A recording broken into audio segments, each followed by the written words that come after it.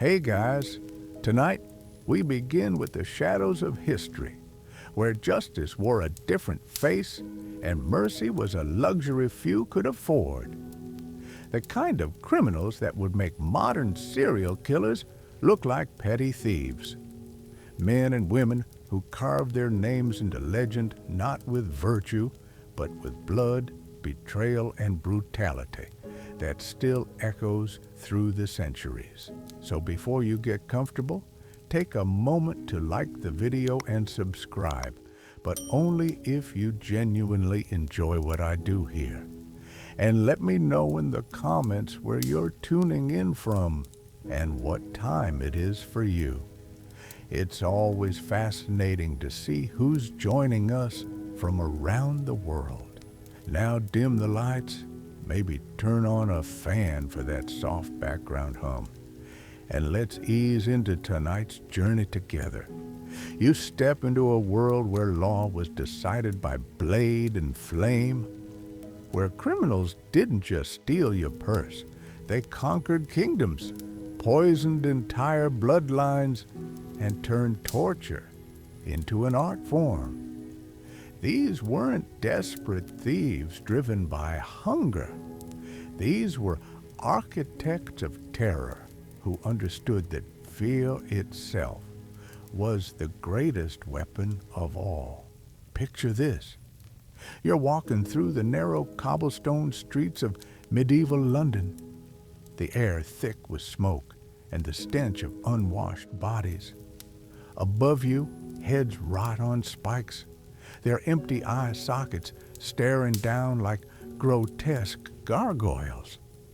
These aren't just decorations, they're warnings, reminders of what happens when you cross the wrong people in an age where might made right and mercy was seen as weakness. Tonight, we're diving deep into the most notorious criminals of the medieval world, the men and women whose names still whisper through history like curses. These aren't your typical outlaws stealing chickens or dodging taxes. We're talking about individuals who redefined evil itself, who turned betrayal into strategy and cruelty into legacy. From the blood-soaked battlefields of Europe to the shadowy courts of kings, we'll uncover stories so dark they'll make you grateful for modern justice systems. But here's what makes these criminals truly terrifying. They weren't operating in some lawless wasteland. They were thriving in societies with rules, with churches, with moral codes. Yet somehow, they found ways to twist those very systems to their advantage. They understood that in a world where information traveled slowly and justice moved even slower, a clever criminal could build empires on the bones of their victims. By the end of this video, you'll understand why the medieval period produced some of humanity's most creative and ruthless villains. You'll see how political chaos, religious fanaticism, and social upheaval created the perfect breeding ground for criminals who thought bigger than robbery and aimed higher than mere survival. These were predators who hunted not just for gold, but for power itself. The first name that demands our attention is Gilles de Rais, a man whose descent into darkness reads like something torn from the pages of a nightmare. Born into French nobility in the early 1500s, Gilles began his career as what you might call a war hero. He fought alongside Joan of Arc during the 100 Years' War, earning respect and admiration from his peers. But fame and fortune weren't enough for Gilles. Something far darker was stirring beneath that noble facade. After Joan's death, Gilles retreated to his estates in Brittany. What happened behind those castle walls over the next decade would shock even the most jaded medieval observers.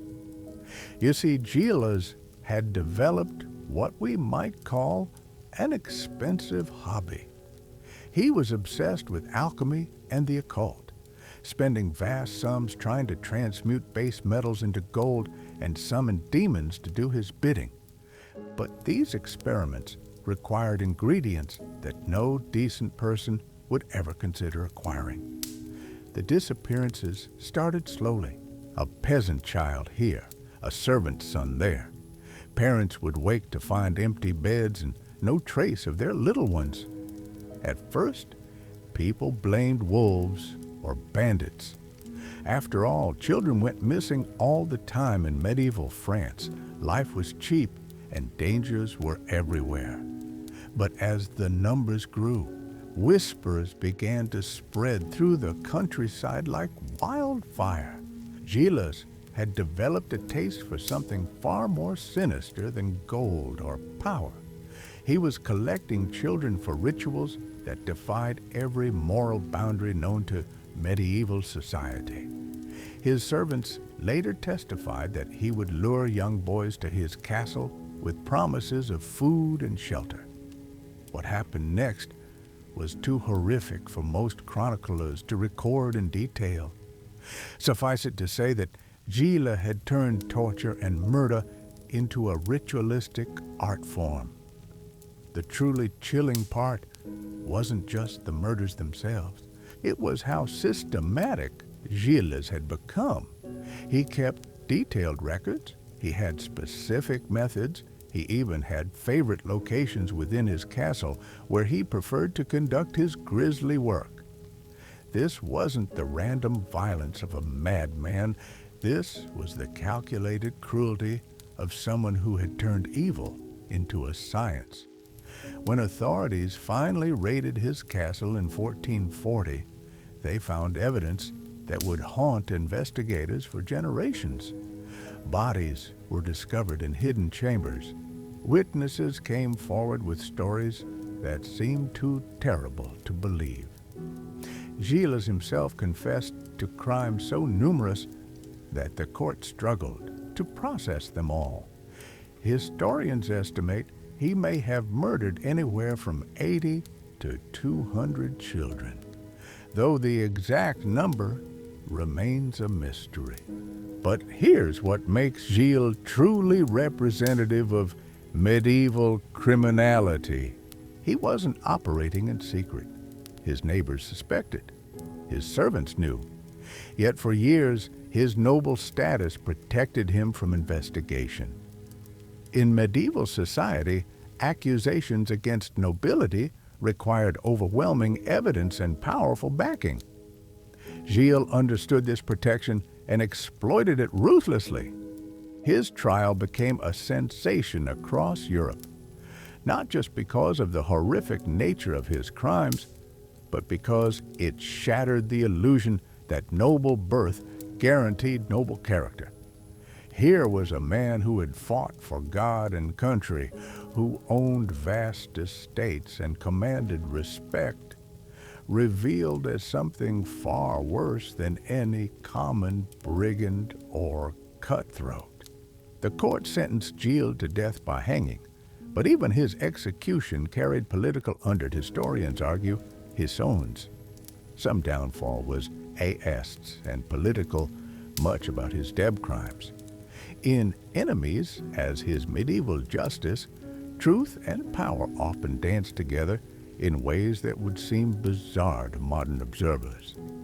Moving from France to England, we encounter another figure who redefined criminal ambition. Thomas Becket might seem like an odd choice for a list of notorious criminals. After all, he's remembered as a saint and martyr. But the story of his conflict with King Henry II reveals how thin the line was between heroism and criminality in medieval politics. Becket started as Henry's closest friend and advisor. The king elevated him to Archbishop of Canterbury, expecting a loyal ally who would help bring the church under royal control. But Becket had other plans. Instead of serving as Henry's puppet, he transformed into the church's fiercest defender, directly challenging royal authority in ways that would have been considered treasonous by any reasonable standard.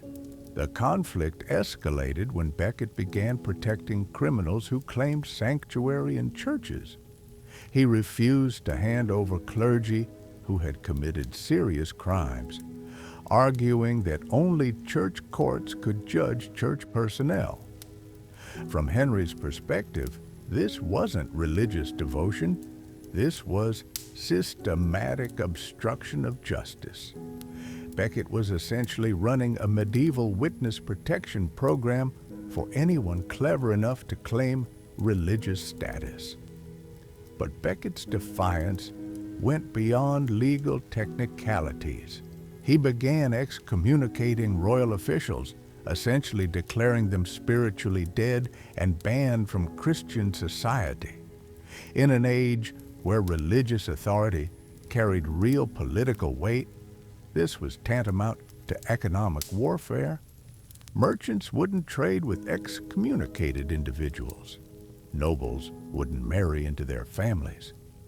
Becket had weaponized salvation itself. The situation reached its breaking point when Becket returned from exile in France and immediately began settling scores with his enemies. He excommunicated bishops who had remained loyal to Henry.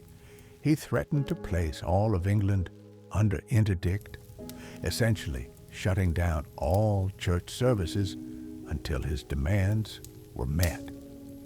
This wasn't the behavior of a peaceful religious leader. This was political terrorism wrapped in holy robes. Henry's famous outburst about ridding himself of this turbulent priest wasn't just royal frustration. It was the desperate cry of a king watching his authority crumble before a criminal who had turned religious law into a personal weapon. When 4 knights murdered Becket in Canterbury Cathedral, they weren't just committing regicide, they were executing a man who had systematically undermined the rule of law itself. The irony, of course, is that Becket's martyrdom only amplified his power. His death transformed him from a political criminal into a religious hero. Pilgrims flocked to his shrine. Miracles were attributed to his intercession. The church canonized him within 3 years, one of the fastest saint-making processes in medieval history. But strip away the religious narrative, and Becket's story reveals something crucial about medieval criminality. The most successful criminals weren't always the ones who operated outside the system. They, sometimes, were the ones who understood how to manipulate competing against systems each other. Becket turned church law against royal law, religious authority against political authority, spiritual power against temporal power. This brings us to perhaps the most complex criminal figure of the medieval period, Rodrigo Borgia, who became Pope Alexander VI, represents the ultimate fusion of religious authority and criminal enterprise. Unlike Gilles de Rais, who hid his crimes behind noble privilege, or Becket, who cloaked his defiance in religious duty, Borgia operated in plain sight, turning the papacy itself into a criminal organization. Borgia's rise to power reads like a manual for medieval corruption. Born into a Spanish family with existing church connections, he understood early that religious office was a pathway to wealth and influence. He purchased his way up the ecclesiastical hierarchy, bribing cardinals and making deals that would have made seasoned merchants blush. By the time he claimed the papal throne, he had turned simony into an art form. But Borgia's criminality went far beyond mere corruption.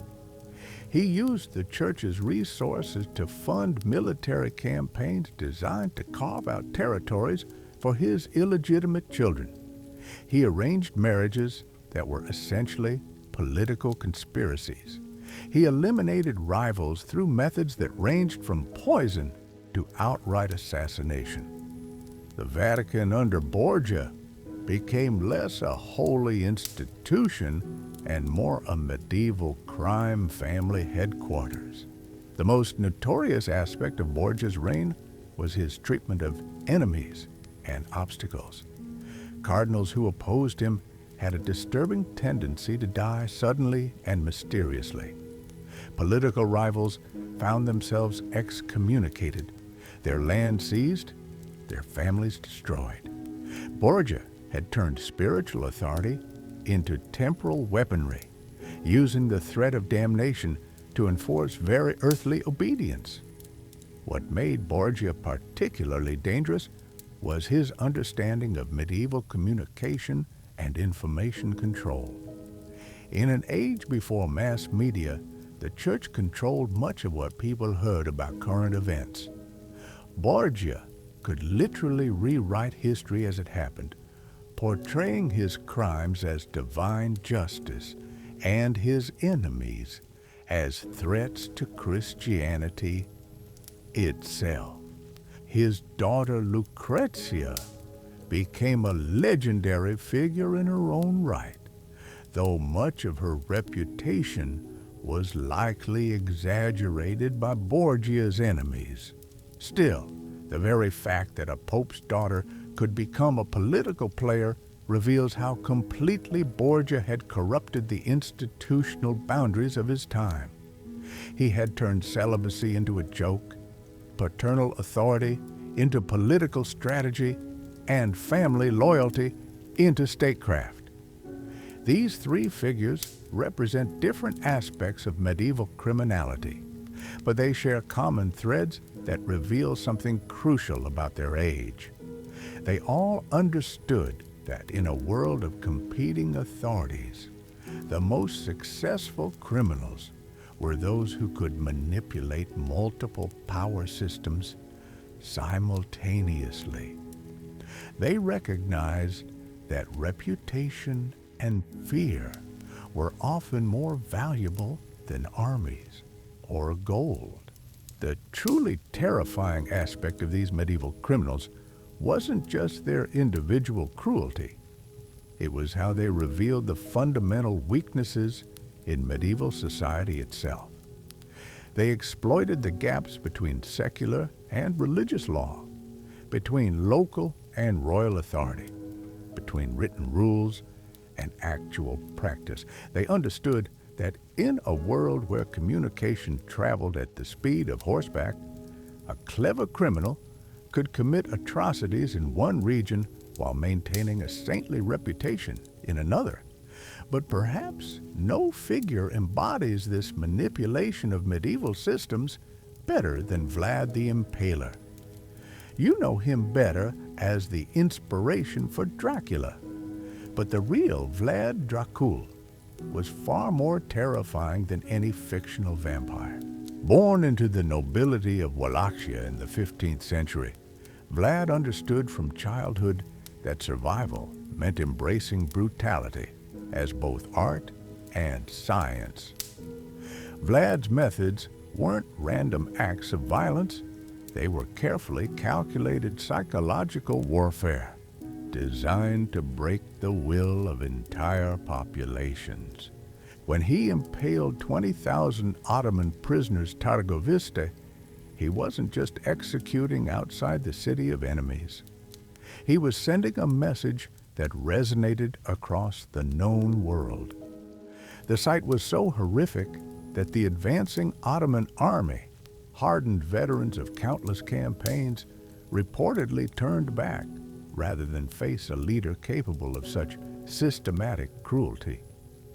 What made Vlad particularly effective was his understanding of medieval communication networks. Stories of his brutality spread faster than any army could march. Merchants carried tales of forests of impaled bodies. Diplomats whispered about dinner parties where Vlad would casually torture guests who displeased him.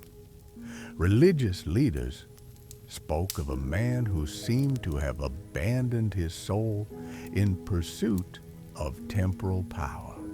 The impaling itself became Vlad's signature because here he understood its psychological impact. Unlike a quick beheading or hanging, impalement was designed to maximize suffering and create lasting visual horror. Victims could survive for hours or even days, their screams serving as a soundtrack to Vlad's reign of terror. He positioned these human monuments along major trade routes, ensuring that anyone entering his territory would understand exactly what kind of ruler they were dealing with. But Vlad's criminality extended beyond mere brutality. He systematically eliminated the traditional nobility of Wallachia, replacing them with men who owed their positions entirely to his favor. He invited rival boyars to a feast, then had them impaled while their families watched. This wasn't just murder. It was a complete restructuring of society through terror, creating a new order where loyalty to Vlad became the only law that mattered. His treatment of merchants and travelers reveals another dimension of his criminal genius. Vlad would test foreign diplomats by requiring them to keep their hats on in his presence, then execute those who removed them for disrespect and those who kept them on for arrogance. This wasn't madness. It was a systematic method of creating unpredictability, ensuring that everyone around him lived in constant fear of arbitrary punishment. The records from his reign read like a catalog of medieval horror. He reportedly had people skinned alive, boiled in oil, and burned at stakes arranged in geometric patterns. He forced mothers to eat their own children and wives to consume their husbands. Yet, through all this savagery, he maintained the facade of religious devotion, attending church services and making donations to monasteries, even as he turned his principality into a charnel house. What's most chilling about Vlad is how he justified his actions. In letters to other European rulers, he portrayed himself as Christianity's defender. Against Ottoman expansion, he claimed his brutal methods were necessary to maintain order and protect his people from foreign invasion. He understood that in medieval Europe, almost any crime could be forgiven if it was committed in service of the faith. This brings us to a different type of medieval criminal altogether. While figures like Vlad operated through raw brutality, others achieved their dark goals through subtlety and patience. Meet Locusta of Gaul. Though she lived slightly before our medieval period, her methods influenced generations of medieval poisoners who understood that the right toxin applied at the perfect moment could topple kingdoms without a single sword being drawn. The art of poisoning in medieval times wasn't just about murder, it was about plausible deniability. A successful poisoner could eliminate enemies while appearing completely innocent, even helpful. They understood medieval medicine well enough to mimic natural diseases, creating deaths that looked like divine judgment rather than human intervention. Medieval poisoners operated in a world where sudden death was common and medical knowledge was limited. A skilled practitioner could eliminate a rival and have the death attributed to God's will, humoral imbalance, or simple misfortune. They turned the very uncertainty of medieval life into a weapon, hiding murder behind the mask of natural mortality. The most sophisticated medieval poisoners weren't lone operators. They were part of networks that spanned continents. Italian families perfected techniques that were copied in French courts. Byzantine methods found their way into English noble houses. Knowledge was traded like any other commodity, creating a shadow economy of death that operated alongside legitimate commerce. What made medieval poisoning particularly insidious was its connection to legitimate professions. Physicians, apothecaries, cooks, and servants all had access to the materials and opportunities necessary for successful poisoning. The trusted to preserve very people life became instruments of death, turning healing into harm with subtle adjustments to familiar recipes. Consider the case of Hieronymus Spara, who operated in 17th century Rome, but whose methods were perfected during the medieval period. She ran what was essentially a murder-for-hire service disguised as a cosmetics business. Women would come to her seeking beauty treatments and leave with untraceable poisons designed to eliminate inconvenient husbands or rivals. Her operation was so sophisticated that it included training courses for clients, teaching them how to administer toxins without arousing suspicion. Spara understood that in a society where women had limited legal recourse against abusive husbands or oppressive family members, poison represented a form of empowerment. She marketed her services not as murder, but as liberation. Her clients weren't criminals in their own minds. They were desperate women seeking solutions to impossible situations, means available to them. The network, through the only Spara created, reveals something crucial about medieval criminality. The most successful criminal enterprises weren't always violent or dramatic. Sometimes they were service businesses that met genuine social needs through illegal means. They, to problems that legitimate provided solutions society refused to address, creating market demand for criminal expertise. This intersection of crime and social service brings us to one of medieval Europe's most complex criminal figures, Robin Hood. Whether he existed as a single individual or represents a composite of multiple outlaws, embodies the way medieval criminals could become folk heroes by positioning their crimes as social justice. The Robin Hood legend reveals how medieval society struggled with the concept of legitimate authority.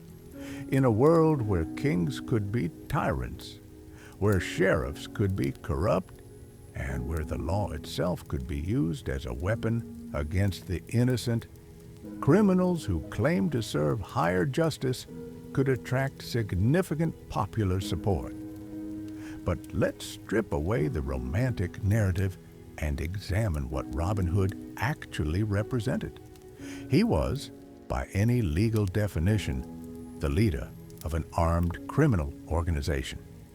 His band engaged in highway robbery, assault, extortion, and armed resistance to lawful authority. They operated from hidden bases, used intelligence networks to identify targets, and employed violence to enforce their will. What made Robin Hood's organization particularly effective was its understanding of medieval economics and social dynamics. They targeted tax collectors, corrupt officials, and wealthy travelers, while positioning themselves as protectors of common people. This wasn't just robbery. It was a sophisticated public relations campaign designed to legitimize criminal activity through appeals to popular grievance. The Merry Men represented a new type of medieval criminal organization. Unlike traditional bandits who preyed on everyone equally, they operated according to a code that resonated with popular values. They claimed to steal only from those who could afford it and give to those who needed it. They portrayed themselves as temporary administrators of justice in a world where official justice had failed. This selective targeting reveals criminal genius at work. By limiting their victims to unpopular figures and positioning their crimes as righteous acts, Robin Hood's band created a sustainable criminal enterprise that could operate with tacit community support. Local people provided intelligence, shelter, and supplies because they saw the outlaws as serving their interests rather than threatening them. The legend's persistence suggests something important about medieval attitudes toward crime and justice. In a world where legitimate authority was often brutal and corrupt, criminals who claimed higher moral purpose could achieve kind of alternative legitimacy. They represented the possibility that justice could exist outside official channels, that right and wrong weren't always determined by those in power. But the line between criminal and hero was thinner than most people realized. Even in the romanticized versions of the Robin Hood story, we see glimpses of the darker reality. The Sheriff of Nottingham wasn't just a cartoon villain. He was a legitimate government official trying to maintain law and order in a region plagued by armed bandits. When Robin's men killed the sheriff's soldiers, they weren't striking blows for freedom. They were murdering men who were simply doing their jobs. The true genius of medieval criminal organizations like Robin Hood's wasn't their supposed nobility, it was their understanding of narrative warfare. They recognized that in a world where most people couldn't read and information spread through stories, controlling the story was more valuable than controlling territory. They made themselves the heroes of their own tales, casting their victims as villains and their crimes as virtue. This manipulation of public perception brings us to one of medieval Europe's most successful criminal dynasties. The Medici family of Florence began as simple money changers and evolved into what was essentially a criminal empire disguised as a banking house. Their rise reveals how medieval commerce created new opportunities for sophisticated criminal enterprises that operated within the boundaries of legitimate business. The Medicis understood something crucial about medieval society. In a world where the church officially prohibited usury, there was enormous demand for financial services that technically violated religious law. They created elaborate systems of currency exchange, international lending, and investment that generated massive profits while maintaining plausible legal cover.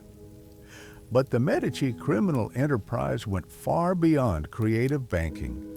They systematically corrupted government officials, purchased political offices, and eliminated business rivals through methods that range from economic warfare to outright assassination. They turned Florence into what was essentially a city-state run by organized crime, with themselves as the ruling family. Giovanni de' Medici, the family patriarch, established the template that would guide the dynasty for generations. He understood that the key to sustainable criminal success wasn't dramatic violence or obvious law-breaking. It was the patient accumulation of influence through legitimate-seeming channels. He bought loyalty with loans, secured political protection through carefully placed bribes, and eliminated threats through economic pressure rather than physical force. The Medici model reveals how medieval criminality evolved to match the increasing complexity of medieval society. As commerce expanded and political structures became more sophisticated, successful criminals had to become more subtle and strategic. The crude brutality of a Vlad the Impaler gave way to the refined manipulation of families like the Medicis. What made the Medicis particularly dangerous was their understanding of medieval information networks. They established branches of their bank across Europe, creating an intelligence system that rivaled anything possessed by legitimate governments. They knew about political developments, economic trends, and military movements before kings did. This information advantage allowed them to manipulate markets, influence political decisions, and eliminate threats before they fully materialized. The family's treatment of rivals reveals their criminal sophistication. Rather than simply murdering competitors, they would orchestrate their financial ruin, destroy their reputations, and isolate them from potential allies. A Medici enemy might find their credit revoked across multiple cities, their political patrons suddenly unavailable, and their family members facing mysterious legal troubles. The victim would be destroyed without a single obvious crime being committed. This economic warfare extended to entire political factions. When the Medicis wanted to eliminate the influence of rival families in Florence, they didn't stage a coup or hire assassins. They manipulated tax assessments, controlled access to profitable contracts, and used their banking network to create artificial economic crises that destroyed their enemies' wealth and power. The most chilling aspect of the Medici operation was how it normalized corruption. They made bribery seem like standard business practice, turned political manipulation into civic duty, and transformed organized crime into cultural patronage.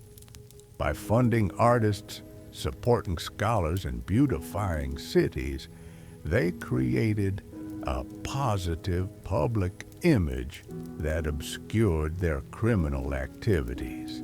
Lorenzo the Magnificent embodied this fusion of culture and criminality. He was simultaneously a patron of the Renaissance.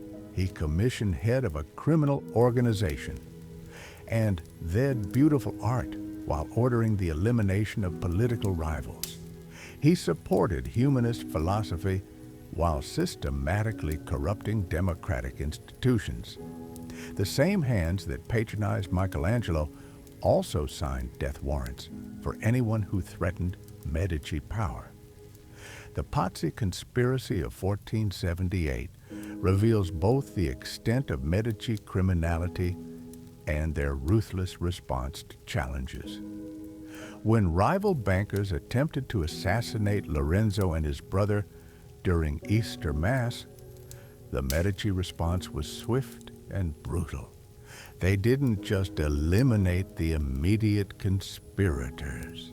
They systematically destroyed entire families, executed hundreds of suspected supporters, and turned Florence into a police state where even casual criticism of Medici rule could result in death or exile.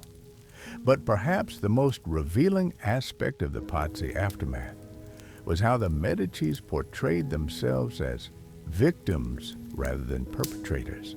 They claimed their brutal crackdown was necessary to protect Republican institutions, even as they used those same institutions to consolidate their personal power. They turned their criminal response to a criminal attack into a heroic narrative of civic defense. This ability to control narrative brings us to another dimension of medieval criminality that's often overlooked. The rise of literacy and written records created new opportunities for criminals who understood how to manipulate information itself. Medieval forgers weren't just creating fake documents. They were literally rewriting history to serve criminal purposes. Consider the case of the donation of Constantine, one of history's most successful forgeries. This document, created sometime in the 8th century, claimed that the Roman Emperor Constantine had granted the Pope temporal authority over the entire Western Roman Empire. For centuries, this forgery served as the legal foundation for papal claims to political power, influencing everything from the Crusades to the investiture controversies. The genius of the donation wasn't just its content, it was its timing and presentation. The forgers understood medieval attitudes toward ancient authority and created a document that told what they wanted to believe medieval people exactly about papal power. They exploited the medieval reverence for written authority and the practical difficulty of verifying ancient claims. Medieval document forgery reveals criminal sophistication that rivals any modern white-collar crime. Forgers had to understand not just the content they wanted to create, but the materials, writing styles, and legal formulas of earlier periods. They needed knowledge of chemistry to age parchment, expertise in paleography to mimic ancient scripts, and understanding of legal terminology to create convincing documents. The most successful medieval forgers weren't working alone. They were part of institutional networks that could provide historical research, technical expertise, and political protection. Monasteries became forgery workshops where monks created false charters to support their community's land claims. Royal chancelleries produced backdated documents to justify territorial acquisitions.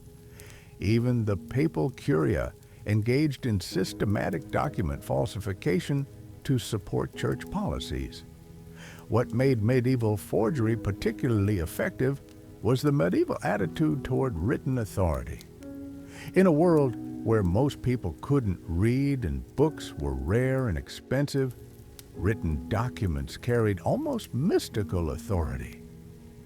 A parchment with official seals and impressive Latin text could override oral tradition, personal memory, and even obvious contradictions.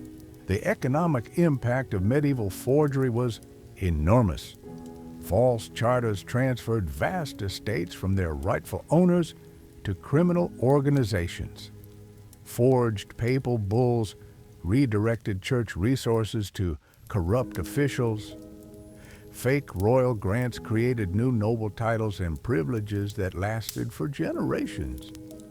These criminals weren't just stealing money. They were stealing history itself, rewriting the past to serve their present interests. This manipulation of written records brings us to one of medieval Europe's most successful criminal enterprises. The medieval practice of selling indulgences created opportunities for fraud that operated on an industrial scale. Criminals understood that people's fears of damnation created a market for salvation that could be exploited by anyone clever enough to produce convincing religious documents. The indulgence trade reveals how medieval criminality adapted to exploit religious anxiety. In a world where most people genuinely believed in hell and feared for their eternal souls, the promise of reduced punishment in the afterlife was literally priceless. Criminal organizations recognized this market opportunity and created elaborate systems for manufacturing and distributing fake spiritual benefits. Johann Tetzel, the Dominican friar whose indulgent sales helped trigger the Protestant Reformation, represents the culmination of this criminal evolution. His operation wasn't just selling pieces of paper, it was running a sophisticated marketing campaign that combined religious theater, emotional manipulation, and systematic fraud. His famous slogan, "As soon as a coin the coffer rings, the soul from purgatory springs," wasn't theology. It was advertising copy designed to maximize sales of a non-existent product. Tetzel's methods reveal the psychological sophistication of medieval religious criminals. He didn't just offer indulgences for the buyers themselves, he sold them for deceased relatives, exploiting family grief and guilt. He created artificial scarcity by claiming limited time offers. He used public ceremonies and dramatic presentations to create social pressure for purchases. He understood that in medieval society, religious conformity was often more about public performance than private belief. The indulgence fraud network extended far beyond individual sellers like Tetzel. It involved corrupt church officials who provided authorization, bankers who handled the money transfers, and political authorities who provided legal protection. The profits were split between multiple levels of the hierarchy, creating incentives for institutional participation in what was essentially organized religious fraud. What made the indulgence trade particularly insidious was how it corrupted legitimate religious institutions. Churches became sales centers. Priests became commissioned salesmen. Religious ceremonies became marketing events. The criminal enterprise didn't operate outside the church. It transformed the church itself into a criminal organization, using spiritual authority to legitimize temporal fraud. The psychological impact on medieval society was profound. People who couldn't afford indulgences lived in terror of damnation while watching wealthy sinners purchase their way to salvation. The poor saw their deceased relatives suffering in purgatory, while rich criminals bought eternal comfort for their loved ones. The entire concept of divine justice became a commodity available to the highest bidder. This commodification of salvation reveals something crucial about medieval criminality. The most successful criminal enterprises weren't those that operated against social institutions. They were those that captured and corrupted existing institutions, turning legitimate authority into criminal opportunity. They understood that the most profitable crimes were those that appeared legal, even virtuous, to their victims. The legacy of these medieval criminals extends far beyond their individual crimes. They created templates for criminal organization, corruption, and manipulation that continue to influence criminal enterprise today. They demonstrated how successful criminality requires understanding not just law and enforcement, but psychology, economics, politics, and social dynamics. Perhaps most importantly, they revealed the fundamental vulnerability of any society that concentrates power in institutions without adequate accountability. Medieval Europe's complex web of competing authorities created countless opportunities for criminals who understood how to exploit jurisdictional confusion, institutional rivalry, and social inequality. These weren't primitive thugs operating in a lawless wasteland. They were sophisticated operators who understood their society better than many legitimate authorities did. They recognized opportunities, adapted to changing circumstances, and built organizations that survived for generations. They turned crime into craft, violence into strategy, and corruption into culture. Their stories remind us that criminality isn't just about individual moral failure, it's about social create opportunity systems that and incentives for criminal behavior. Medieval Europe's particular combination of weak central authority, competing power structures, and limited communication created ideal conditions for criminal innovation. Yet even as we study their methods and marvel at their audacity, we must remember the human cost of their success. Behind every clever scheme and sophisticated operation were real victims whose lives were destroyed by criminal ambition. These criminals may have been brilliant, but they were also monsters who turned other people's suffering into their own advantage. As we continue our journey through the darkest corners of medieval criminality, we'll discover that the line between genius and evil is often disturbingly thin, and that the most dangerous criminals are often those who convince themselves that their crimes serve higher purposes. The most chilling aspect of these medieval masterminds wasn't their individual brutality, but how they understood something most people never grasp. Power isn't taken by force alone. It's inherited through carefully constructed lies that become accepted truth. They knew that if you could control what people believed about the past, you could dictate their future. Consider the case of Geoffrey de Mandeville, a man who turned rebellion into an art form during the chaos of 12th century England.